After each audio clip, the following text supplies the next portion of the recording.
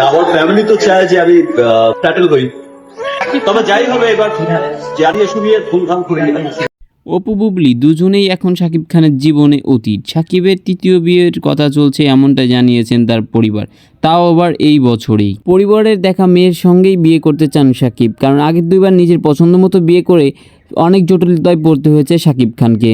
আর সেই ভুল করতে চান না শাকিব। ঢাকার পার্শ্ববর্তী এলাকার এক মেয়ের সঙ্গে শাকিবের বিয়ের ফিসফাস শোনা যাচ্ছে এবং তার পরিবার জানান অপু এবং বুবলি দুজনে যেন তার অফিসে এসে দেখা না করে। হ্যাঁ দর্শক, শাকিব খানের কাছে এখন অপু এবং বুবলি দুজনেই অতীত। তারপরেও তারা গণমাধ্যম এবং অনলাইনে এসে বাচ্চাকে সামনে রেখে নানা কথা বলেন তারা। তারপরে একটা গণমাধ্যমে বুবলি জানান তার সঙ্গে শাকিব খানের এখনও ডিভোর্স হয়নি। এতে নানান সমস্যায় পড়েছেন শাকিব এবং তার পরিবার।